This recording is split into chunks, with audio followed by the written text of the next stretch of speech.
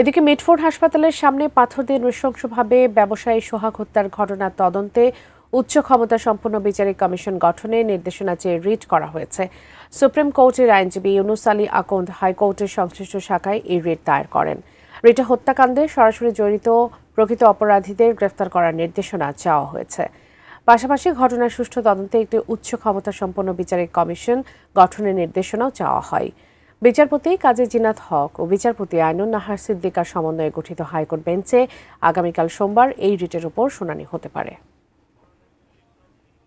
সেখানে বলেছি, বাংলাদেশে সর্বত্র চাঁদাবাজ, হত্যা, লুণ্ঠন এটা অনবরত হচ্ছে এবং মানুষের লাইফের কোনো সিকিউরিটি নাই এবং মানুষের জানমালের সিকিউরিটি এনশিওর করার জন্য, নিশ্চিত করার জন্য আমি এই রিটে প্রার্থনা করেছি।